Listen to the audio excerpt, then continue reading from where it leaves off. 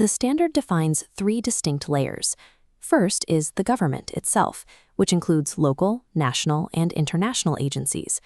Next is government assistance, which covers broad actions designed to provide specific economic benefits to qualifying entities. Finally, we have government grants. These are direct transfers of resources that require your entity to comply with specific operating conditions, either in the past or the future. You cannot recognize a grant on your financial statements just because the cash hit your bank account. You must have reasonable assurance of two things. First, that your entity will comply with the attached conditions, and second, that the grant will actually be received. If recognizing the grant creates related contingencies, you treat those separately under IAS 37, and if the government offers a forgivable loan, it only qualifies as a grant if you have reasonable assurance the government will actually waive repayment. The cash alone is not enough. IAS 20 treats these grants as conditional contracts. You only book them when the uncertainty of fulfilling those conditions is removed. Once you establish reasonable assurance, you have to classify the grant.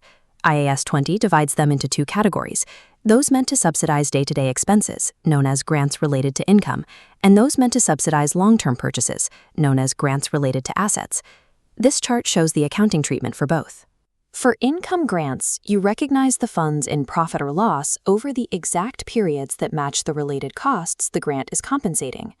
For grants related to depreciable assets, you recognize the grant based on the asset's depreciation schedule. If the grant relates to a non-depreciable asset, like land, you recognize it over the periods that bear the cost of fulfilling any obligations attached to that land. If the government transfers a non-monetary asset for your use, you generally assess and record both the grant and the asset at their fair value, though recording them at a nominal amount is an acceptable alternative. The underlying logic across all these rules is the accrual assumption. You are strictly forbidden from recognizing grants on a cash receipts basis. The timing of the income must align with the timing of the expense. Let's test this with a specific scenario. You buy a machine for $100,000.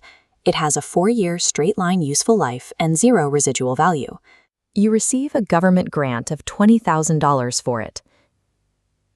Pause the video and calculate the Year 1 net impact on profit or loss under the two allowable IAS 20 presentation methods. Here is the first allowable method, deducting the grant from the asset cost. The $20,000 grant directly reduces the initial asset value, leaving you with a new asset base of $80,000. Your Year 1 depreciation expense is calculated on that new lowered cost. $80,000 divided by 4 years gives you a net profit or loss expense of $20,000. Now look at the second method, deferred income. Here, the asset remains at its gross cost of $100,000 on the balance sheet, and you set up the $20,000 grant as a liability. The full depreciation of $25,000 is charged to profit or loss. At the same time, you recognize $5,000 of the deferred income to offset it. This leaves you with the exact same net profit or loss expense of $20,000. The balance sheet presentation differs between the two methods, but the net expense hitting the income statement is mathematically identical. For grants related to income, you have a similar choice. You can present the grant as a separate other income line item or deduct it directly from the related expense. If your entity breaches the conditions of a grant, it becomes repayable. Under IAS 8, this is treated as a change in accounting estimate, not a prior period error. This chart breaks down the repayment cascade. For income grants, you apply the repayment first against any unamortized deferred credit. Any remaining excess is recognized immediately in profit or loss. For asset grants, you increase the asset's carrying amount or reduce the deferred income balance. Then you must immediately recognize the cumulative catch-up depreciation that would have been charged to date if you had never received the grant. IAS 20 does have limits. It excludes government assistance with an unmeasurable value, like free technical advice, and general trading transactions, like government procurement policies. Attempting to segregate these from normal operations would be entirely arbitrary. The strict rules of IAS 20 serve a single purpose: to prevent entities from artificially inflating their profits.